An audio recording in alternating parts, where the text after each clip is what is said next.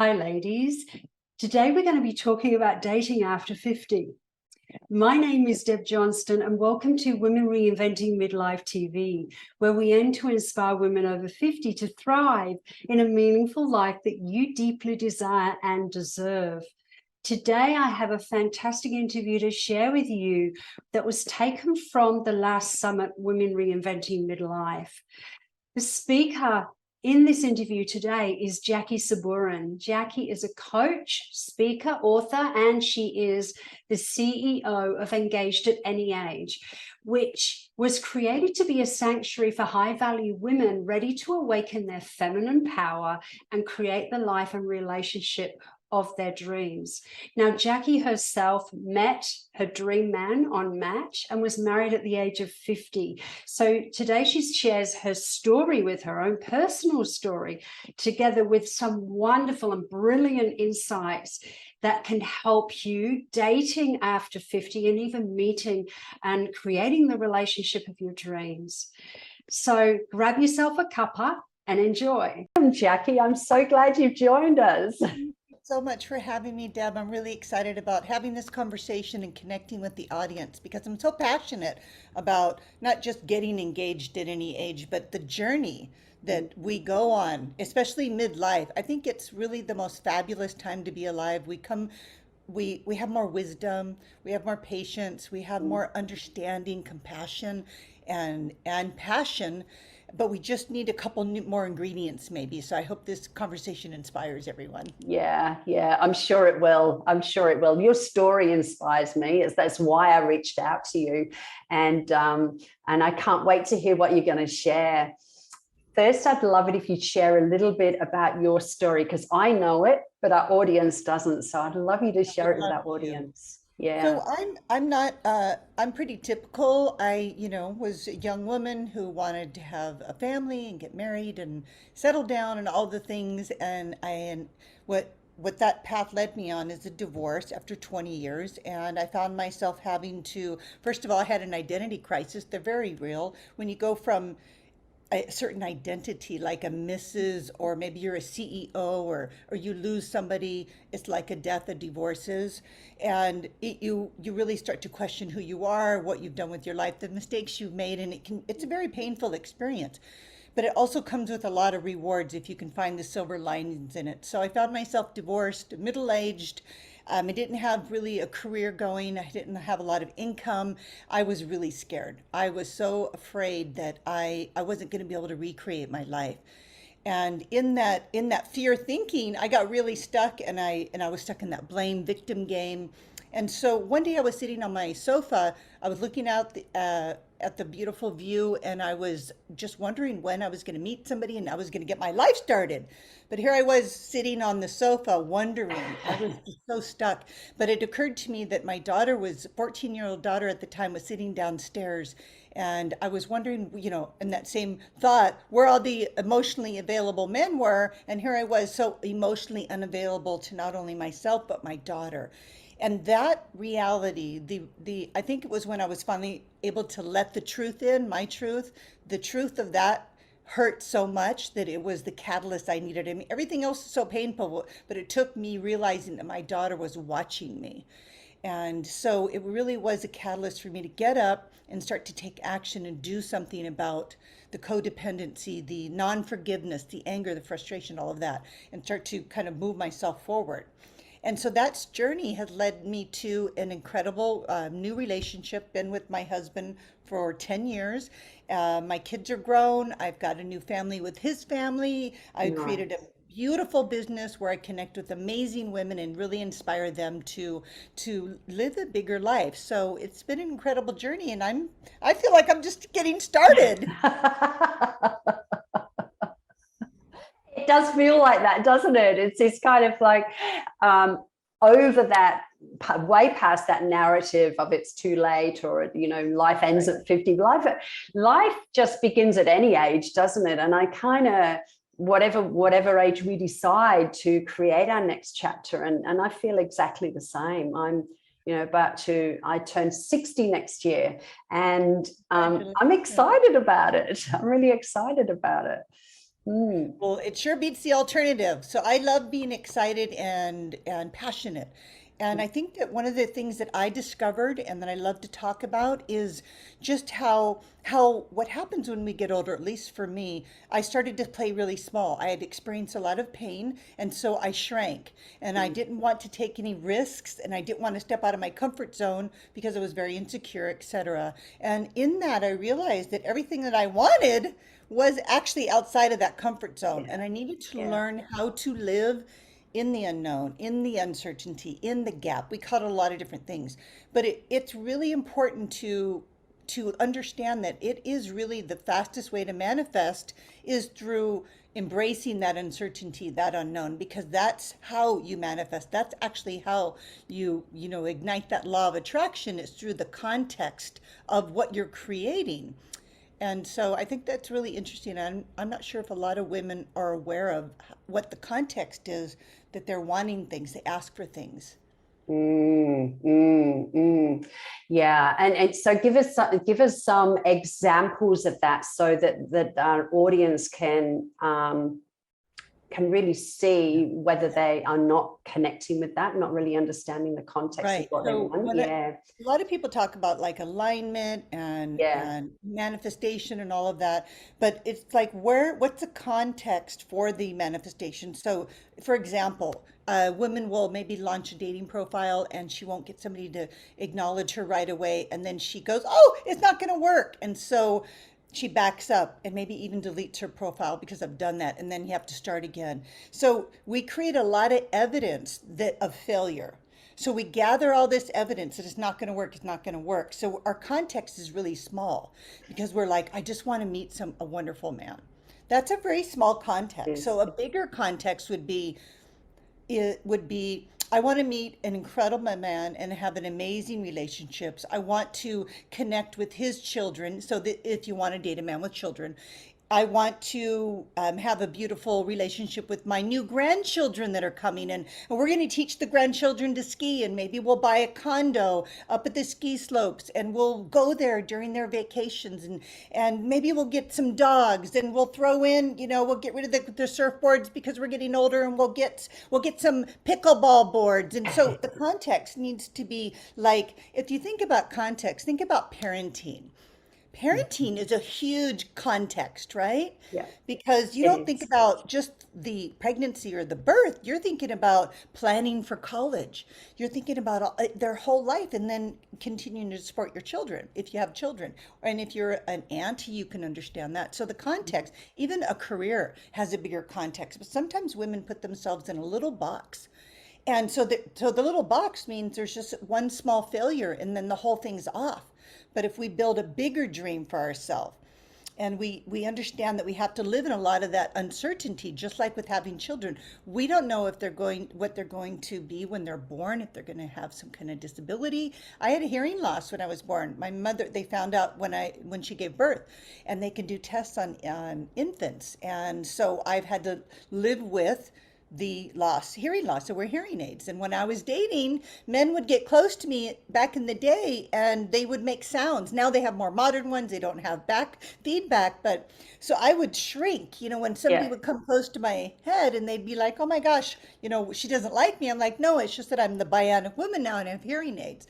So we have all these little fears that maybe not little valid fears, but they cause us to Mm. look at things a little disproportionately. And so I would like to see women stretch more and more, especially middle age, because we can hold that. We've been through so much.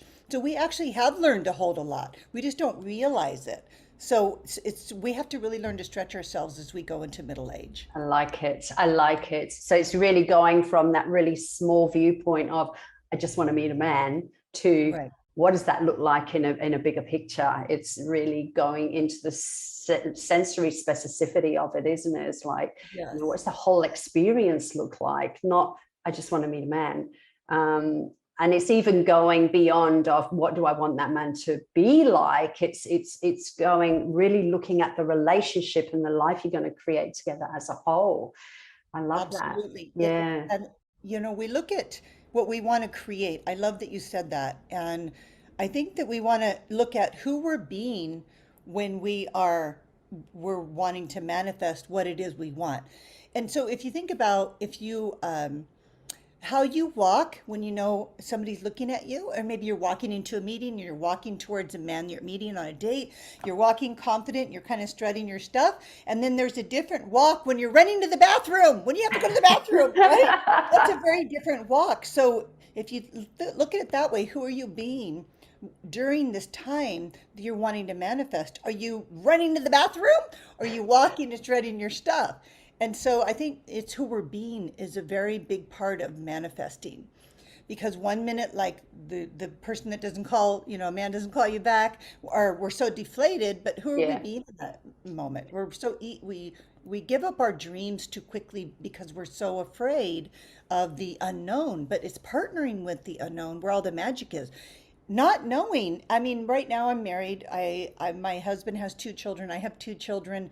So both of his children in the last 10 years have got married, and they've bought homes, and they've settled down, and our life has changed so much because of that. We sold our home in a ski resort. I talk about skiing because we're still skiing. And then we started to go visit his daughter where she's now living with her husband in a different ski area.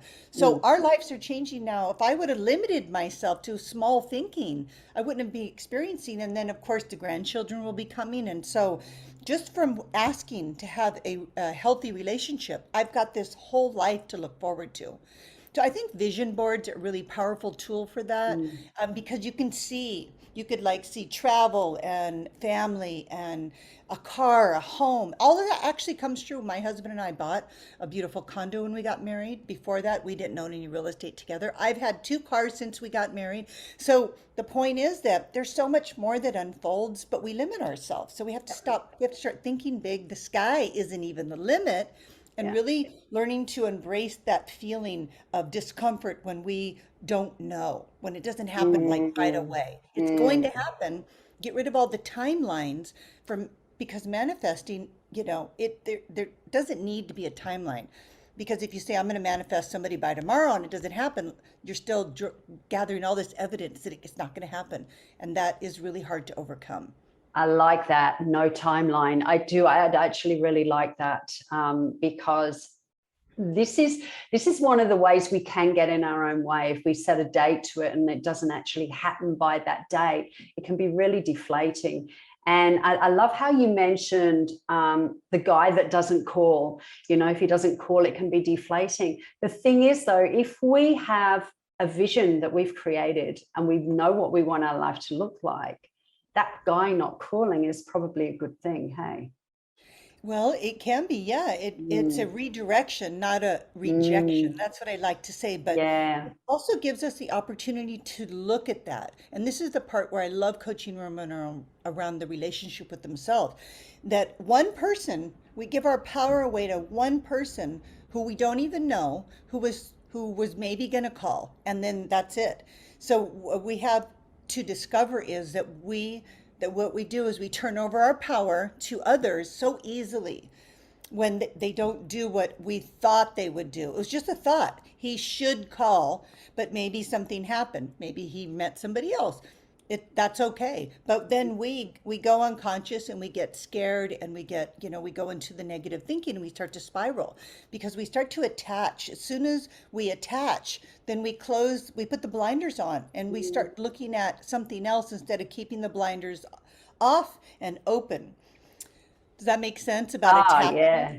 Yes, yes, yes, absolutely. Yeah. Yeah, that attachment to that person, but also attachment to that outcome and that action he was going to take. And yeah, I We get it. like to attach because we feel Mm. there's safety in it. So if you think about when we're born, we're attached to, in utero, we're attached to our mother through an umbilical cord. Then she gives birth, and then very quickly they scoop us up, and we learn through our infancy and our early years that everything that we need is externally sourced. All of our approval, everything is given to Mhm. us. So we just sit there and so we learn smile gets us food, crying gets us attention.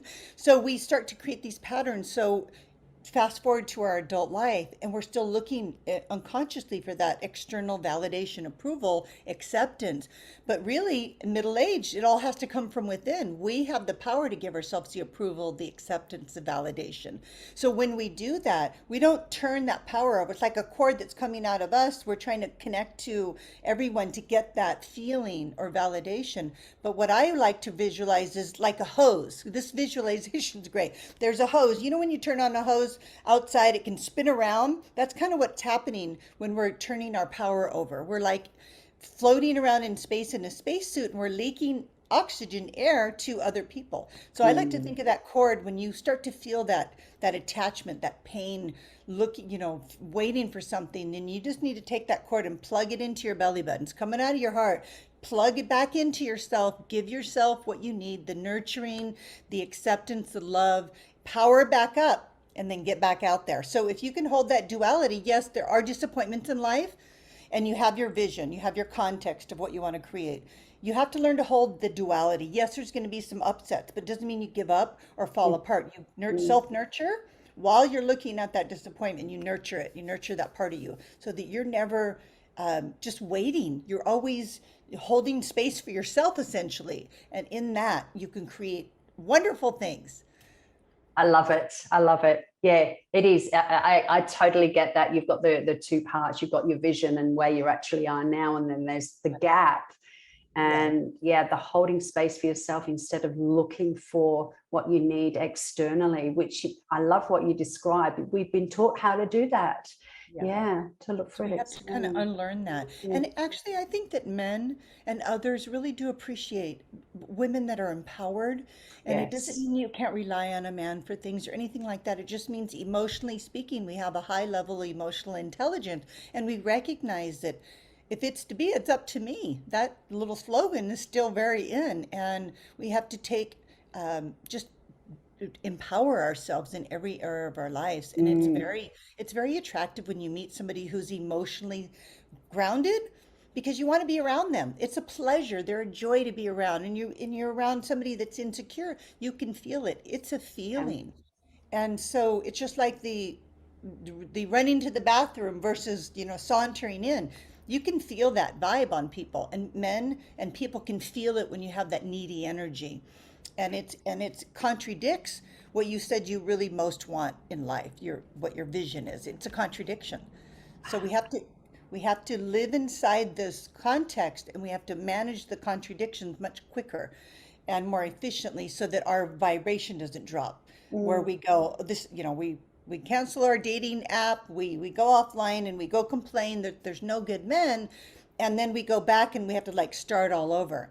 So it's a process, and it takes as long as it's going to take because so many things come up on the journey, like discovering that you're still angry at your ex-husband, or discovering that you just whatever comes up. There's all kinds of learning opportunities.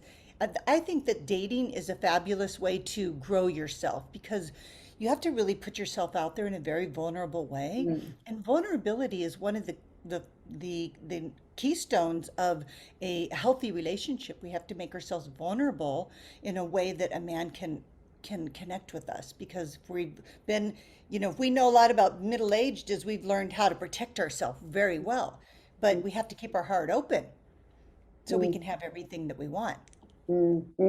Yeah, yeah, I totally get that. I totally get that. And quite often, when we reach this stage of life, then a lot of us sit so much in our masculine energy, don't we, that we're used to doing everything on our own, which is empowering in some ways, but sometimes if we're wanting to attract the masculine, we need to sit more in our feminine, which is that openness and being ready to receive.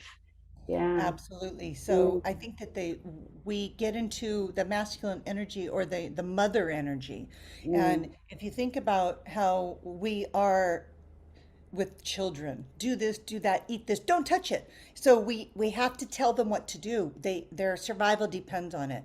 And even if you're not a parent, you've had nieces and nephews or other people or teaching, you have to instruct and lead. So then we go and we get into a relationship, and men don't want to be told what to do. They don't need to be instructed, especially at this time in life. They're probably not going to change at all. I mean, they Yeah. might shift a little, but this is who they are. So we actually, if we want that, we have to learn to be a little more balanced, because it definitely pushes men away when we have that I can do it myself energy. There's no place, they don't know if they're needed, and they want to feel needed and appreciated, because that's what men want. They want to feel needed. They want to be able to win with you, and they can't when we have this I can do it all energy. Yes, So it's a that's little bit of a conundrum for powerful women too, especially midlife, where it's like I've had a business and I've created a life, and and I do know a lot, and you do, but we have to balance that out with realizing that men's MO to protect and provide is exactly that. And if we don't allow them to do that for us in the way they can, in the best way they can, then they'll find somebody who will. And hence is the younger women. A lot of women middle aged say, oh, men just want younger women. I don't think that's true. In fact, I have a lot of comments from men on my YouTube videos that say, we're not looking for younger women, we're just looking for women that are still fun and open. So younger women still are more pliable because they haven't really discovered a lot of things that we have middle aged. So it's not like they're subservient, but they're more free spirited, open, easygoing. Sure. Oh, the restaurant's sold out. Let's go get an ice cream. Oh, that movie's not playing. Let's go home and watch a movie. They're easygoing. yeah. And they haven't gotten the hard part of life yet. So I think we just have to get back to that fun, easygoing way. And it's a better way to be. I'm 58 and I'm easygoing. I let so Yeah. much roll off my back, and I'm not a doormat. It's just that it's not important. Yes. We tend to make the unimportant important and the important unimportant. So it's really just getting really clear. And people talk a lot about I'm not letting you get in here and give me some feedback. I'm on a roll here. I got to slow my roll. I'm so excited talking No, about this. I just listen. Like I'm doing exactly what I'm telling everybody not to do. Doing all In a the way, but talking. I love that. Yeah, that is one thing, is that's one rule. Don't do all the talking on a date. Let him talk about himself. Yeah. well, men actually do that really well. They talk about themselves when they start going, and I think women have a hard time with that. We call it Mm, peacocking. They want to impress you, so they're going to peacock and tell you about all their achievements. And women say, all he did is talk about himself. I'm like, well, that's great. He wants to impress you. He's nervous, and that's what men do. Now, the mm, second date, it's important to give him a chance of the second date. You're going to see a different man. First dates are awkward, and we're all nervous and feeling a little self-conscious about a perfect stranger. So we have to be gentle. In fact, I encourage women to say, I'm feeling really nervous. And just go ahead and say that. That's not only authentic, mm. authenticity connects more than anything because it gives you a credibility. Authentic people have a lot of credibility because they're trustworthy right off the bat. So you saying, I feel really nervous right now. It's going to make him go, oh, me too. Yeah. And then all of a sudden you're on the same page and you're speaking the same language and the walls just came down. So just saying things like that. Oh, it took me hours to figure out what to wear. I was so excited about this. It's okay to say things like that. It's the truth. Yeah.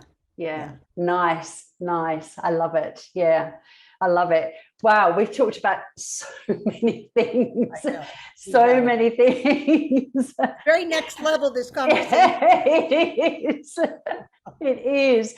And I love what you shared about understanding the balance. You said, that a man likes to feel needed, but there's a big difference between a man feeling needed and a woman being needy. It's really different, isn't it? I know what the needy feeling feels like because I did a lot of internet dating in my 40s, a lot of online dating, and I could feel that feeling whenever I connected with a man that was I just want to be in a relationship kind of thing, I could feel that neediness, and I found it really unattractive.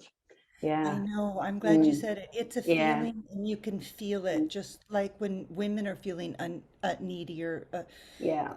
And men really pick up on that. And that goes back to saying we have to stay plugged into ourselves, because what happens is we see somebody we like and the cord starts to unplug and starts to reach out and plug in, and then they notice it.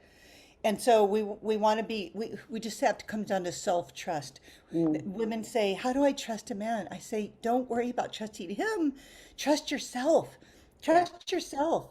Yeah. Because when you trust yourself, you'll take care of your emotional needs. Your emotional neediness is emotional, unconditional self-love and self-acceptance, healthy boundaries, and self-intimacy. Those are the cornerstones of what I call self-parenting. When we're parenting ourselves, then we can fill that gap. So we feel a little needy, we can fill it with what our parent would have done, only we do it for ourselves. We say, it's okay. You're okay. You can just look in the mirror and talk to yourself. Everything's going to be okay. I got you. I'm not leaving you. I'm right here. See, we self-abandon so much as women because as soon as we see something promising, we want to give that power away when we feel uncomfortable, needy. So if we can just recognize that those are jobs, inside jobs, and we can do them ourselves, we can remain balanced and still be nervous. We can still feel a little uncertain, but we know that we got it. I got me. And when you got you, it comes across as really confident because you know how to take care of yourself emotionally and in all ways. And that's really what an empowered woman is all about. Yeah, absolutely. I agree. So it's really about giving yourself what you need, not looking elsewhere for it. And then the right person, the person that you're going to have an amazing life with, will show up. It's just when you're trying to plug into other people to get our power. Yeah, I understand that. Yeah. We want to go for that infinity symbol, not the old paradigm where it's two halves become a whole. What is that? It's the infinity. Two wholes make a great team partnership, right? So we're both whole and complete on our own, and then together we're very powerful. We have balance. I like it. Yeah, I like it. think that's a good way to look at relationships. I like It's a more it. modern approach to being empowered, and it's a better experience for women when we approach relationships like that. I really love that. Yeah, I don't know where that saying came from either. I'm looking for my other half, or it's such a Well, we learned disempowering that. It's statement. conditioning. We learned it in our society from Disney movies, and it's all well intentioned, but we now know better. And that's a part of middle age. That's a fabulous thing. We know better. We have information. You have this wonderful event where women are going to hear all of this great next level thinking. And that's what we need to just wrap yourself around all these interviews because they're next level. And we're in the age of information now. We're not in the technology age, we're in the information age. So there's so much information out there. And because of that, you have to see what feels more aligned for you. So if you're watching this and you're going, yes, this feels more aligned, then that's what you want to follow. Yeah, I love that. Love it. Wow. Thank you for everything that you've shared. Thank you. My pleasure. And thank you again for including me in your fabulous event. I'm so glad you joined. And thank you for joining us. I'll place a link for you to connect with Jaki in the notes underneath this video. I'll also place a link in the notes as well to give you some resources to help you build confidence after 50. If you found this conversation helpful, remember to click like. We'd love to hear your comments and share it with your friends. And if you'd like to see more conversations like this one, remember to subscribe to my channel and click the bell so that you're notified as soon as a new video comes out. Lots of love to you, and I'll look forward to connecting with you next time. Bye-bye.